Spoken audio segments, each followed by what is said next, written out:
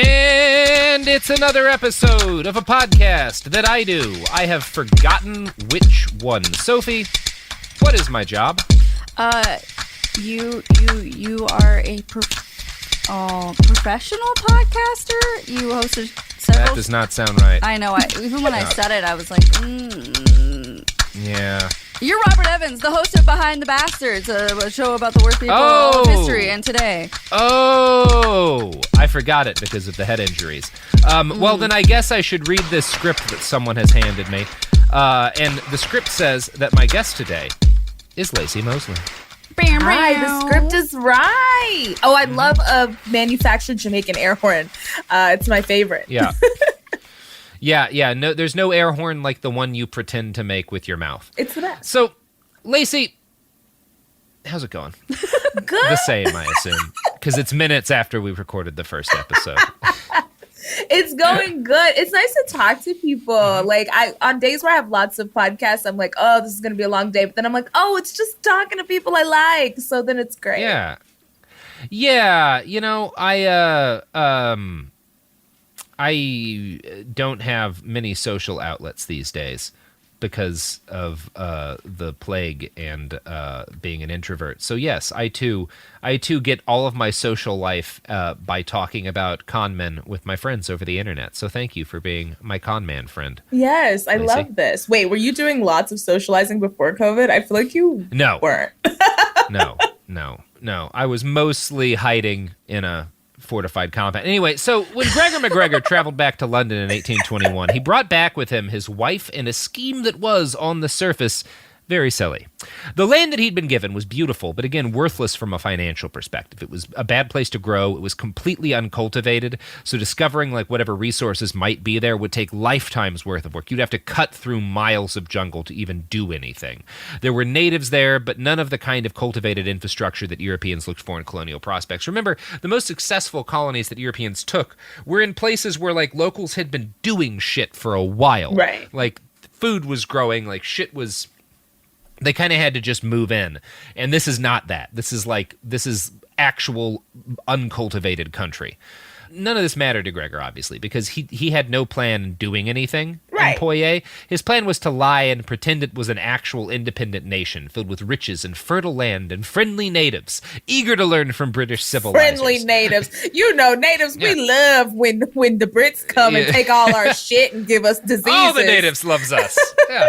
They love it. Oh, that doesn't sound like the British. Name more than 40 times they did that, Laci. Smallpox? Come over here. We love to see it. So, his plan was to drum up a media frenzy around his new country in Great Britain and sell plots of land back to gullible rubes, and then it wasn't really clear what he planned to do after that. But it was like, if you've seen the monorail episode of The Simpsons, that's kind of what he was going for, it seems like. So as it happened, Gregor landed in London during the best possible time to sell a fake Latin American nation to idiots.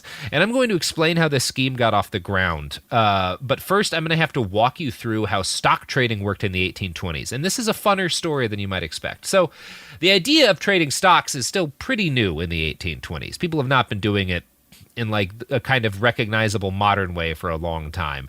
The whole concept had arisen in London during the time of Queen Elizabeth I out of what was called merchant banking, the selling and trading of various commodities. Now, this took off in the Isles because the continent of Europe spent basically the 1700s and 1800s fighting a bunch of horribly bloody wars, and the men who profited from those wars did all of their financial gambling in London because London was safe, right? People aren't getting over to England and doing their fighting.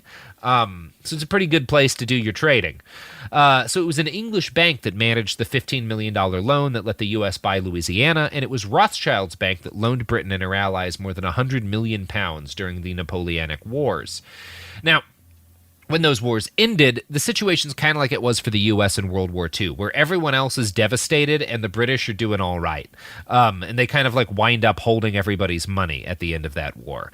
And so with the fighting over, you had all these rich guys who had more money than ever, and they wanted to make even more money with that, because that's the only thing rich guys do with huge piles of money. They're hoarders. So they want to do, they're hoarders, and they want to like make more money, and they want to like gamble on something. And the Royal Exchange had for decades kind of handled that gambling. But by the end of the Napoleonic Wars, there's way too much money for this tiny little exchange to handle, and there was no like real regulation, and this had started to become a problem. There were all these frauds and conmen, and people were worried that the entire economy was going to collapse under like a whole bunch of giant grifts. And this had happened before. It had kind of happened repeatedly as soon as people started trading stocks. In 1720, there was something called the South Sea Bubble. This started when the South Sea Company bribed the British government with millions of dollars in exchange for monopoly on South American trade. The government needed that money for a different war with France, so they passed a bill to make this legal. And suddenly, all like the South Sea Company's stock rises to 10 times its value, and all of these Englishmen see like it's like with Bitcoin. Suddenly, like, oh my God, that got worth so much more overnight. Something else has got to be like that. What if I invest in something else and then I can get rich too? And so there's like, anyway, speculation starts running wild and people start investing in some really stupid shit. And I'm going to quote from a write-up in Historic UK here.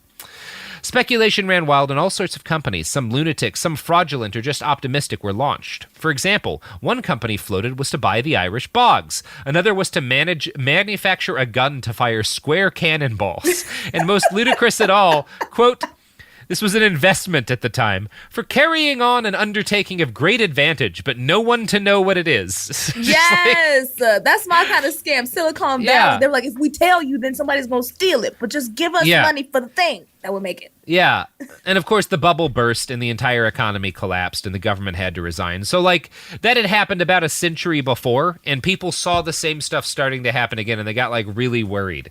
So the more level-headed citizens in England decided to make a system of rules and regulations to govern the selling of stocks, so the country wouldn't be destroyed completely by reckless greed. And this is kind of how the London Stock Exchange came about. And, like, there's a lot more to the history than that, but that's more or less the... Anyway, so you get this stock exchange by the 1800s, and it regulates trading, and only approved entities could list commodities for sale or sell commercial stock, so fraud was kept to a minimum, which is good for the economy, but bad for people who want to get rich quick. Right. Bad for fraud. You know, that was- bad for fraud. Bad for fraud.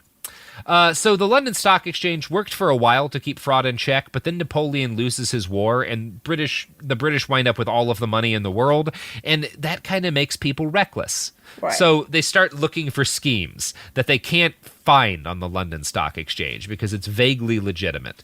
And I'm going to quote from The Economist here to explain what happened next. The economy was expanding steadily, driven on by manufacturing. The cost of living was falling, with industrial workers' wages rising. Interest rates drifted down, with the government borrowing more and more cheaply. The country was in an upbeat mood. The downside to all this was that investing in government debt, a staple place to park spare funds, had become boring.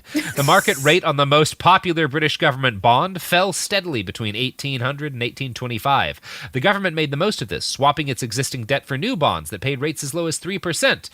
All this gave British investors the incentive and the confidence to look for more exciting opportunities. One option was to lend money to governments that paid higher interest rates. Russia, Prussia, and Denmark all had good credit records, but offered a 5% return. So this is how it happens at first, is they start investing in foreign companies that offer more of a return than the government. And foreign bonds weren't traded in the stock exchange, so there's no regulation. Right. Now, this is okay when you're investing in, like, Denmark, because Denmark is a real country, and, like, you know that your investment's not going to just, like, fly away, right? Prussia's not going to default on all of its debt. Right. But right at this time, like, this is it's kind of an open place where a scammer could establish themselves. And it's not like scam is maybe the wrong way to put it, but less safe bets start being possible. Right. Yeah. So all of these South American colonies that we've been talking about had been in the process of fighting wars against their colonial oppressors and winning them. And you start having independent South American states at this point. And these are very new countries. And they just finished fighting these horrible wars, so they had a need for a bunch of cash.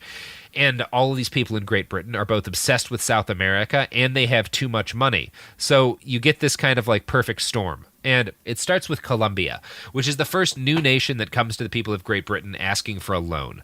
They wanted £2 million. And this is they offer, and like they're willing to offer a 6% return rate, which was actually illegal in Britain at the time. Why? Because it's too high? Because it's too high, and the government's like anything with a return that high has to be somehow sketchy, right? But people fall for this, and they love it, and they invest a shitload of money in Colombia.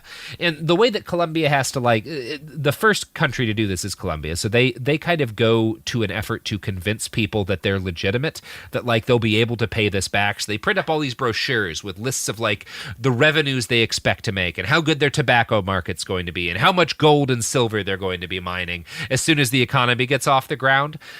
So it seems like a stable investment. People go fucking wild for Colombian bonds, and the bonds run out almost immediately. And so people start people are very hungry for another opportunity like that. And so Chile comes up, and Chile's like, well, we'd like a loan too. And then Peru comes up next. And by the time Peru starts offering investments, they're not even telling people what natural resources they have to guarantee they're just being like, hey, we're fucking Peru. You guys want some of this shit? And they guessed correctly that like no one was going to fact check. Right. They're like, we just like Colombia. No, everything they said, that's what we're doing too in Peru.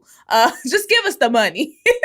Yeah, of course, we probably have gold, probably. You don't know. Fuck it. Yeah. The soil, very rich. I saw. Great soil. Yeah. I saw a plant the other day. Anyway, give us the money. Now, these were not all great investments. Obviously, all these countries do have natural resources, but Latin America was still fighting a whole bunch of civil wars. All of these countries were still fighting. Like, none of their governments were actually really all that settled at this point. They had no credit history, and nothing was known about the resources of these places or when they would start seeing the kind of profits that all these British people were going to expect. Right. And it wasn't even possible to truly vet that all the men claiming to represent these governments were who they said they were. Because it's a time of war, so it's like, who? Yeah. Anybody. None of these nations are even recognized by the British government. So, now, I don't think that's the only path to being legitimate, is being recognized by the colonizers. However, I do think it's fun that it's like, we don't know who's going to be in charge tomorrow. We are definitely still at war. Yeah. And if you are a British investor and your country doesn't recognize this as a country, that might be a sign that like, okay, maybe I should be a little bit more, I don't know. Right. Little cautious. Yeah, they invested a bunch of money in these places. And this is the London that Gregor MacGregor, the Prince of Poitiers, walks into in 1822. And the only disadvantage he had when he was trying, because he wants to do the same thing with Poitiers. He wants to put it up for a bond issue and like get a bunch of money from people who are expecting it to be paid back. And the only disadvantage he has in doing this is that Spain had never owned his country. So one reason British folks were willing to invest in like Colombia or Peru is that the Spanish had fought like hell to hold on to these places. So even though they didn't know exactly what resources these countries had, they figured if the Spanish are willing to fight hard for them, there's got to be... Yeah, exactly. Now, so Poitiers didn't have that, but it had an advantage that none of the Latin American countries issuing bonds in Great Britain had, which is that its head of state was in London, and its head of state is, of course, Gregor MacGregor. Yeah. So he immediately goes to the press. Like, that's his first thing. Smart. And he starts talking about how, like, basically talking at Poitiers is this, like, utopia with undiscovered riches and stuff. And he hires a bunch of assistants to write newspaper ads and leaflets and ballads to be broadcast by, like, street singers in London and Edinburgh and Glasgow to try to convince people that, like... So he hired Drake to sing about Poitiers. He was like, we popping this bottles is a real Poitiers. thing. Yeah. Every day. That rhymes. We bopping bottles in Poitiers every day. Yeah. That would make me go. It is. Shit, yeah. Fuck, that's good. I would go. So we have some examples of some of the ads that he hired. This one was published in the Glasgow Sentinel, and I'm going to read it now. The climate is remarkably healthy and agrees admirably ably with the constitution of Europeans, many of whom, having become much debilitated by a long residence in the West Indies, have been completely restored to health by a removal for a short period to the Bay of Honduras. The soil is extremely rich and fertile, bearing 3 crops of Indian corn in a year, and produces not only all the necessities of life in profusion, but is well adapted for the cultivation of all those valuable commodities which have rendered the West Indies so important, especially coffee, sugar, cotton, tobacco, cocoa, etc. So everything valuable grows here, and the climate makes you healthier if you're European. Right, and everyone's coming here to the island here. The land heals the sick, basically, is what he said. beautiful snake oil salesman. Heals sick white people. Yeah. Only white people. Don't worry. We'll only heal sick white people. Well, it's kind of a thing at this period. All the places where Europeans are making all of their money by selling and mining commodities kill Europeans in huge quantities because, they're giving smallpox to the natives, but like they don't have immunity to like any of the local diseases either. So, there's a lot of reasonable questions that responsible men asked about this investment scheme. For example, Gregor, how do you plan to repay this loan? And Gregor answered that Poyet had a lot of gold and it had all sorts of animals that could be hunted and it had great soil and soon there'd be a bunch of stuff for sale. And so when he said this, people were like, hey, Gregor, if Poyet has all this shit, why has no one ever traded with it before? And Gregor's like, well, the locals were too scared of getting the Spanish attention and then Spain would colonize them. And like, they didn't want that. And so then they were like, well, why didn't Spain conquer Poyet? Like, they were right there. And he was like, well, there's mountains too. There's all these big mountains, huge, biggest mountains you've ever seen. No one could get into it. And a really deep lake, like the deepest lake, and lots of lake currents, sharks, lake sharks. Tons of sharks, sky sharks too. Nobody could get in. So these, again, are all pretty transparent lies, but nobody was checking him out because people just have money to burn and they want to get in on South America. So the loan that Gregor wound up seeking on behalf of Poyet was £200,000, just a fraction of what larger nations had asked for, but enough to make him very rich. It's the equivalent of about like $11 million or 11 million pounds, I guess, today. Yeah, it's a lot of money. So if Gregor had been an ordinary con man, he would have focused on just this grift. But by 1822, Gregor had gotten good at being a con man, and the loan was just his side grift. His real plan was to convince hundreds and hundreds and eventually thousands of English and Scotsmen to sell their property, buy land from him, and immigrate to Poyet to help civilize it. Now, I should note here that there's some debate about whether or not he actually intended to try to settle and govern a new nation. There's some evidence that, like he did on Amelia Island, he wanted to move all these people out there so they could form the core of a private country. But he never actually tried to do this. And whether or not he intended to try and start a settlement, the plan was a con from the beginning. And evidence of this comes from the propaganda booklet he wrote to entice colonists to immigrate. It was titled Poyet, Sketch of the Mosquito Shore, including the territory of Poyet, descriptive of the country, with some information as to its productions. Now, he credited the writing of the book to Thomas Strangeways, a man who did not exist, but was supposedly a captain in the Poyetan military, which also did not exist. That was his fake friend's name? What a name. Yeah. Johnny Fake Name, my good friend. Jesus. Timothy Lampchair. Just fully looked around. The booklet was a pretty good piece of con art. It opened with an apology that the contents were very dry and serious and wouldn't be entertaining to ordinary readers because he knew that the intelligent and serious men who would agree to invest in Poyet wanted only the best information. They didn't want it to be flowery and interesting. They wanted serious facts, and that's all he was going to give you. So first off, he's being like, oh, if you're not really if you're expecting like a lurid read, this is for serious people. So clearly, if you're into this, you're a serious person. Apologies. This book is not for the poors. Yeah, not for poor and dumb people. This leaflet. Just the very smart. Yeah. So the book was included a bunch of plagiarized descriptions of different plants and lies about the growing season, and also these very elaborate calculations for how much farms of different sizes and plantations of different sizes could expect to earn. And all of this was lies, but he did all of the math was laid out in a way that oh wow, this has to be legitimate. He did a bunch of math.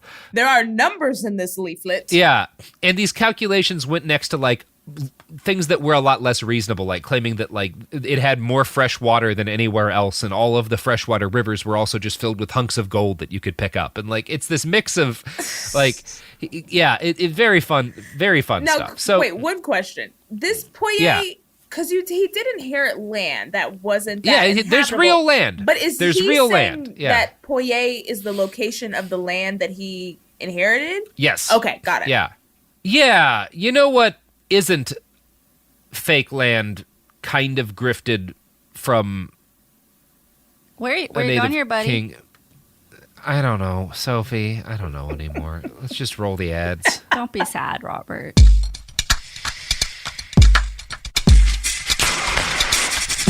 So, we're back. Oh, I missed the ads already. But we get to talk more about Gregor MacGregor. So Thomas's guidebook included lengthy descriptions of the local natives, the local Poyaians, or the Poyasians, I think. I like Poyasians. Yeah, Poyasians, I think is the correct way. In his description, the Poyasians basically had no real culture of their own. Their culture was that they loved the British.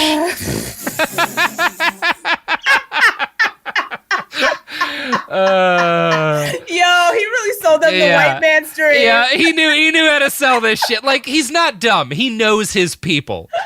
Their culture he wrote, is quote, they love you. Like, that's all they talk about. They love you. Yeah. He wrote, "A tradition has long prevailed among them that the gray-eyed people, meaning the English, have been particularly appointed to protect them from oppression and bondage." God. He was like, that's his good grift. Yeah. All of the women are young and their breasts are right underneath their chin, and all they want to do is marry an old, decrepit British man. Yeah. The older and the women nastier, won't the better. marry young men. They won't fuck anyone under 70. So yeah, he tells them that like these people are probably descendants of the Aztecs, so they're formerly civilized people who needed English help to rescue them from barbarism. Oh God, he was like, look, they were colonized once and they loved it. They were like colonization, chef's kiss, and they really wanted you guys to come back. Yeah. So, he wrote, quote, "They have repeatedly shewn an anxious desire to acquire the arts of Europe, as is manifest by their repeated invitations to the English to form settlements among them, as well as by their former offers to cede a part of their country to Great Britain, thereby showing that their aversion to Spain does not extend to all other nations of Europe." Yeah. Can't wait for you white people to get here. You know, they need you. They don't know how to have a country without you. Yeah. Said every indigenous population. Yeah. Where are the white people? When are they getting here? All we've got is this unspoiled country and like a culture not based on constant toil and like You know what we really need is some incredibly filthy cities choking to death on coal dust. God, if only we had coal dust. Tell Turlington to pull up. We're ready. So yeah, he also goes into length in this book about like how happy the natives are to be hired for basically nothing, and how like, oh, you just give them ammunition and they'll hunt all the food that you need. They love doing it. Like, and also, you know, if you hire them and pay them, they never want raises. Like, they're happy getting paid the same amount forever. They also want to be treated as second-class citizens. Oh, they love it. Can't get enough of being second-class citizens. You know what they said to me the other day? They were like, "What if we had a system of segregation here? Wouldn't that be grand?" They said to me, MacGregor, they said, "We are tired of opportunity. Yeah. We are sick of it." So he also lied about the present extent of European civilization in Poyais, claiming that a forgotten load of British settlers had already set up like a nice, orderly European city in the country that was its capital. Like, there's already a white people city waiting for you. All you got to do is land there. You'll have workers. You'll have a nice city with a bunch of comforts. Like, it'll be fine. All you got to do is set up your farms. They're ready to just be planted, and you can just start making money right away. And wait, MacGregor, you said the city is called White People City. Yeah, Whitetopia. It's full of nice white people things. It's got, I don't know, John Mayer is always there. He never leaves. White Conda forever. Selling white Conda. Oh, I love it. Yeah, condos as far as the eye can see. Burritos with no spices at all. It's amazing. I love that you thought that. Do you think I said condo? Oh, I mean, yeah. Like Wakanda forever. White Conda. White Conda. That's better. I thought you were making a comment about white people's famous love of condos. Robert. Sophie's shaking her head. Robert. So hundreds and hundreds of people sign up, and they all start paying him a ton of money for acreage. He's making money hand over fist for this land that these people had never seen. And the bulk of his volunteers were Scotsmen, because Gregor finally figures out how to con his own people. Beautiful. Yeah. Starts at home. It starts at home, yeah.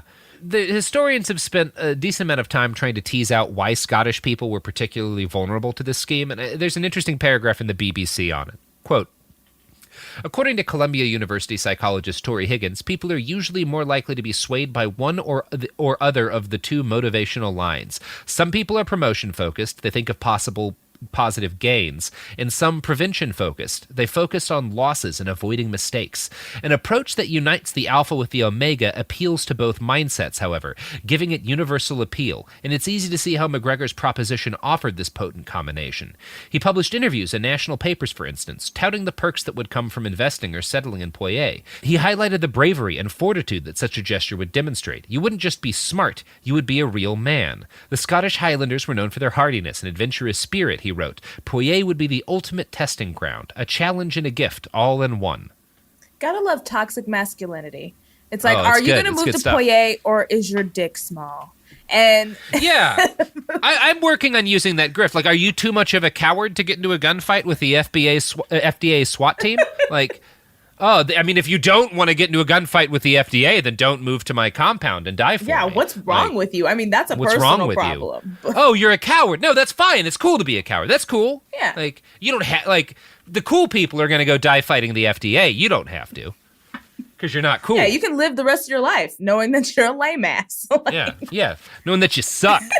So, it is also speculated that one reason the Scots were particularly interested in this is that they were jealous of the English and all of their fancy colonies. And there was also a matter of honor at stake here. In the late 1600s, the Scots had tried to start a colony on the Gulf of Darien near Panama. And it was a poorly led shit show, and basically everyone either died or were conquered by Spain. And Scotland invested fully 20% of all of its money in the scheme, which kind of destroyed the entire country for years. So... They were bad at colonizing. Yeah. I kind of like that for them. Yeah, it is nice about them. I mean, they're good at being the soldiers of colonial oppressors, because that's how the British did a lot of their fighting. Yikes. Before they had African soldiers to fight for them, they had Scots to conquer the chunks of Africa, and then hired African soldiers to fight under Scottish officers. It's the whole thing. Yeah, they're not dumb. So, you would think that having been a part of this like giant scheme that had crashed the entire economy and cost a bunch of people their lives would have actually built like a cultural immunity to schemes in Scotland, but it just made them feel like they had a shame to wipe out, and MacGregor took advantage of that. He pointed out that colonizing Poyer would this will wipe out the shame of Darien. Like, nobody's going to be talking about Darien because you're going to have Poyer, and people are going to be like, those Scots, they're so good at colonizing. So... Gregor was flooded with applicants, and he happily set to work hiring and refitting a small fleet of boats for the journey. The first one set sail in September, with 70 immigrants aboard. These were to be the vanguard. They were there to prepare the way for everybody else. Now, Gregor, of course, stayed behind to prepare the next wave of ships, and in his stead, he promoted the most gullible of the settlers, commissioning a former British Army officer named Hector Hall as Lieutenant Colonel of the fictional 2nd Native Regiment of Foot. Beautiful. Gregor even generously made him the Lieutenant Governor, too, and granted him a 12,800-acre estate that, again, absolutely did not exist. He said, "You're king of everything. Now, get to work." Now do all the stuff for me. So the second wave of colonists would depart in November after their ship was refit to carry 250 people. And while Gregor waited, he designed and printed his own Poyasian currency and started handing it out to colonists in exchange for their gold. From the land that never was, quote, "The new world of their dreams suddenly became a very real world as the men accepted the cazique's dollar notes with the coat of arms, the crest of the Bank of Poyer, and the promise that, on demand or 3 months after sight and the option of the government of Poyer, $1 hard dollar will be paid to the bearer at the bank office in St. Joseph." The people who had bought land and who had planned to take their savings with them in coin were also delighted to exchange their gold for the legal currency of Poyer. Oh. Yeah. He loved to print money. Oh, he yeah. loved to print money, MacGregor did. He said, "Y'all give me your real money. I'm going to give And you." it's a good scheme. It's like, you got to get on a boat. All that gold's heavy. You know, it's not heavy. These totally real dollars. These Poyer books. Oh, yeah. Real as hell they are. So, just as the refitting neared completion, disaster struck. See, the financial market that had gotten so bullish in investing in all these South American bonds started to get a little bit like antsy because the Colombian government basically the Colombian government wrote a letter or something to England being like, "Hey, you know the guy who's been saying he's our representative? Like, he didn't actually have the right to ask for a loan. Yeah, we don't know her. We're not really sure what's going on here. So this worries the people who had invested shitloads of money in Colombia, and like a panic takes a hold of the market, and this spreads to the holders of Chilean and Peruvian bonds, and there start to be like warnings in the press that people might be about to lose all of their money. Oh, gosh. So the bubble bursts, and people stop buying Gregor's bonds, which he had not sold all of the bonds he was trying to issue. So he's in a cash crunch. Now, this didn't halt colonization, because he had a bunch of money that he'd gotten from these people who were buying fake land from him. But so he had to like rush along and send, hundreds of people off on these 2 boats, and then travel back to London to find a way to grift more money. And it's funny the way he does this. He meets this like British Army officer who's like a very rich and famous man in London, and offers him a place to stay. And Gregor becomes good friends with him, and he's like, hey, I'll make you the ambassador to Poitiers if you like help me get some bank loans and shit. You can be the other king. We have 2 kings. So while he's doing this, the first shipload of colonists land at Poitiers in early 1823, and they were immediately surprised by a couple of things. For one thing, there was no European-style capital right at the edge of the harbor, like the drawings that Gregor had showed them had depicted. No white conduct. In fact, there were no signs. Yeah. No roads, no buildings, no signs of what they called civilization at all. And there's also no signs of the friendly natives that they'd been promised were eagerly awaiting them. There's no people that they see at first. The first wave of guys splash ashore, and they're just kind of baffled. The land's beautiful, but it's completely undeveloped, and there's no clear way to make farms there. You'd have to chop down hundreds of trees and like put in soil and everything. So yeah, this would not have been an impossible task. Like, obviously you could have turned this land into land that had farms and shit on it. If the expedition there had been filled with people who were like ready to do that, like a bunch of experienced woodsmen and young farmers who like were used to hard work and expecting it. But the party that Gregor had sent to be the first people in the Poitiers consisted of only a couple of veteran soldiers and younger farmers with any sort of experience with hard work. The rest of the party was a mix of lawyers, artisans, a banker, and one young man who Gregor had promised would be the first theater director on the island of Poitiers. He was Ja Rule. This is the first Fire Fest. Yeah, there's a Ja Rule. Yeah. And there were some other farmers, but most of them were old men who like had hoped that they'd get to retire in a place that Gregor had promised that Gregor had told them that like the climate in Poitiers extends the lives of English people.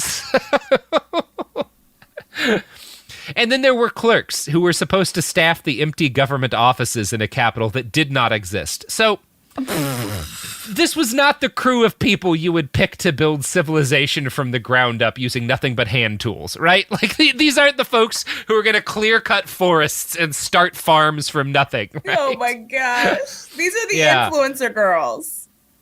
Yeah, these are a lot of influencers, right? Like, there's a lot of people who basically a lot of people who are, like, middle class and upper middle class and who are told, like, you want to be aristocrats? You move here, you can be, like, the new aristocracy of this new country. And then like, there's no country. Sorry. But you are still aristocracy. Look, you can rule that tree. Yeah. You can rule those leaves. You're the richest guy in the woods, according to the fake dollars I gave you. That you can use nowhere because there's no one here. You cannot use. So there were natives, and some of the natives were friendly, but others weren't. And like, none of them had any desire to work for white people, like, because they were doing their own thing. They were like, well, like, we're fine.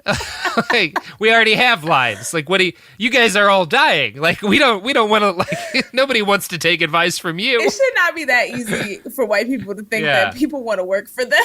They were like, of course they want to work for us for nothing. They want to be exploited by us. Come on. Well, this is where we get to the thing about this that is a beautiful piece of historic irony, because all of the white men here, they weren't particularly bad within sort of the context of their cultures, but they all had the same thing that basically all white Europeans had, which is this belief that like they inherently knew how to be civilized in a way that other peoples of the world didn't. And like that's why they should take all this land from these people, is they knew how to civilize it. And so finally, a group of these people who believed that they were going to help a bunch of poor non-white people learn how to be civilized. This group of people finds themselves in a land that's actually truly wild and undeveloped. And so that it was like, okay, guys, like you're here. Are you going to make a civilization now? Can you do it? And of course not. They all completely fucking collapsed because there was nothing for them to just take over and steal. They actually would have had to build civilization from the ground up, and none of them were ready to do that. Right. They were like, look, we did that once, and then we stole everything from everybody else. Yeah. And we didn't, like, people like 1,000 years ago did that once, and we've just been kind of coasting. Like, I'm going to be honest. Yeah, we remodeled. We stole guns from China, and it's been easy. That's it.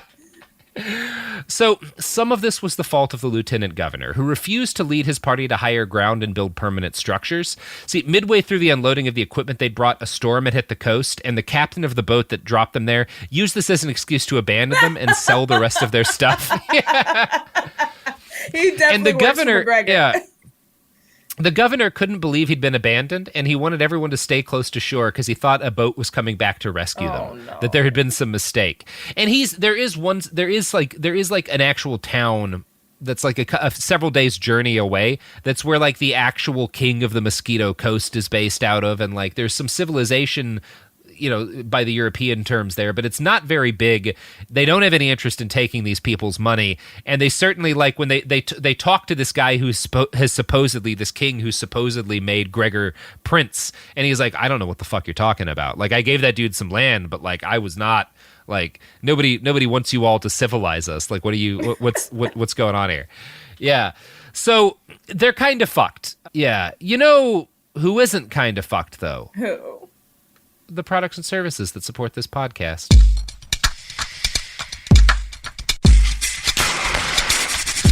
Oh, we're back. So these people have just realized that they've been grifted, and that there's no country for them, and that they're alone in the wilderness with dwindling supplies. And so for months, they did very little. They were just kind of waiting for the second colony ship and a chance to escape. Some of them hunted for meat. Others dug holes in the sand to collect semi-drinkable water. They didn't have any rum, which was used to clean water back then, so everybody starts getting sick. And eventually the second boat does arrive, along with 250 new colonists. And, you know, they realize that something's gone wrong, but the boat that took them wasn't hired to take them back, and they didn't have any money because their only money's fake, so they're all stuck too. Damn. I feel like I had to try to finesse on that boat. I've been like, y'all, pull out, or whatever this place is called. It's great. Y'all just go head up that way. Okay, I'm gonna go to the boat. So they're a little fucked. With all the new blood that's just come in, they briefly try to like build permanent structures. They try to chop down pine trees and float them on the river down to their camp, which is a thing that like people do. That's how you get big trees. That's how you moved them in this period. And that would have been a good idea if they'd known what they were doing. But you have to drain the pine resin out of a tree like that before you can float it, because otherwise it won't float. All their logs sink. So they realize their mistake, and they start tapping the resin out of pine trees, which takes a long time and isn't done before the rainy season. And because they're dumb, they throw all the resin away rather than using it to seal the roofs of the huts that they built, because again, they don't know what the fuck they're doing. So the rainy season comes, and they all get soaked, and they all get sick, and all their kids start to die, and then the old people start to die. The guy who got, like, one of the real tragedies is that there was a guy who Gregor conned into buying his way on, who was a shoemaker and was promised he was going to be the first shoemaker in all of Poitiers, and would like get to establish, which he was, and he shot himself to death when he realized he'd been grifted. Blew his brains out with a musket. Yeah, very sad. So all of the people who were supposed to be in charge of this endeavor, all of the professionals, the former military officers, the civil servants, the people who were planning to be the aristocracy of this new society, completely failed to take a hand in building an actual survivable settlement. Instead, they vested all of their hopes in the lieutenant governor, who made regular trips to the only settlement in Poitiers to try to find some ship to take them home. They just had no interest in actually attempting to make the best of their circumstances, because they didn't know how to bring civilization to a place. Of course not. They just knew how to exploit people when there was already civilization. David Sinclair writes, quote, "They had been led to believe that they would find homes in or near a great city that was essentially European in style and peopled by men and women like themselves, including English and Americans. In the event, the only people they found living in Poitiers, aside from the natives, were two eccentric Americans named Murray and Winship, who had built themselves a farm in the hills behind the Black Lagoon a couple of years earlier.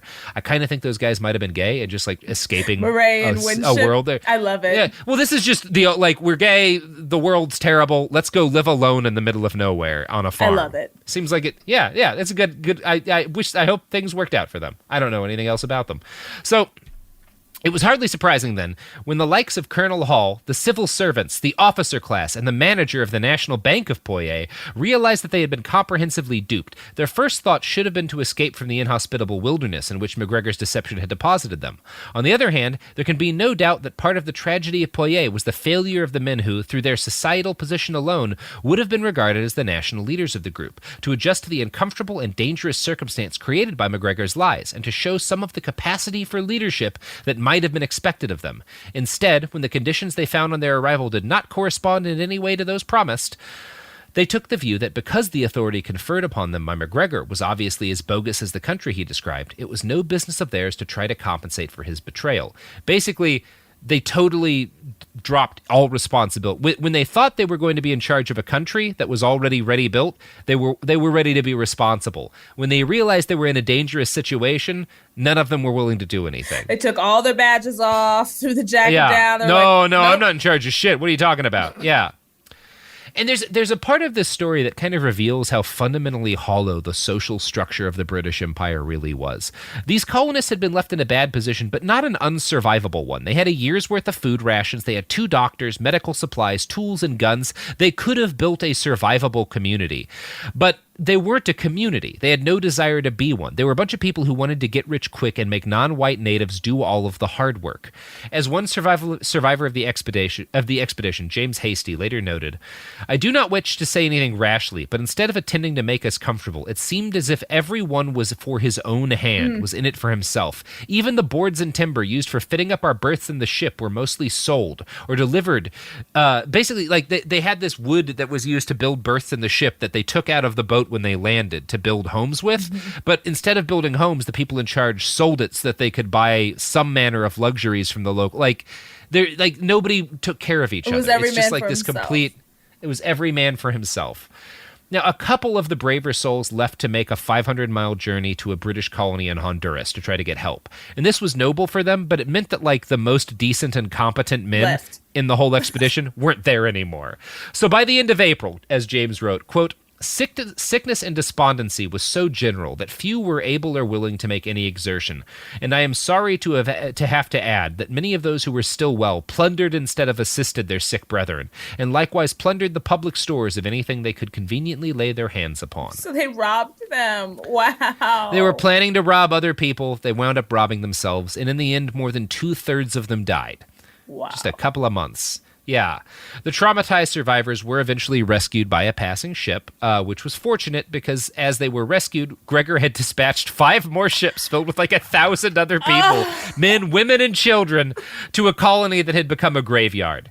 The British Navy was thankfully able to recall these boats before anyone else died. Still sending people over there. Of course he was. He's a grifter. He ain't done grifting. Maybe he thought the first people would actually just buck up and start building something so that by the time the other people got there, they saw something was in progress. That did not happen. Yeah. Yeah. If I keep sending people over, eventually it will be true that there's a settlement there. Right. He's not wrong. Yeah, because they'll die otherwise. Yeah. So by autumn of 1823, the story of what had really happened at Poitiers had hit London, and MacGregor's response was to do what MacGregor did. Retreat. Yeah, he fled to France, where he tried to do the same trick again, and tried to get more colonists to go to Poitiers. He got about 60 people to sign up and pay him. But thankfully, Paris isn't that far from London. Right. The authorities there figured out what was happening, and they got wind of what was going on, really, when French settlers started applying for passports to a country that wasn't real. So there's an investigation. He gets imprisoned, but being MacGregor, he's able to kind of get himself out of incarceration. But that was his last trick. He was left in financial debt to his investors, and his repeated attempts to find more buyers for his fake Poiesian bond failed to sell for some inexplicable reason.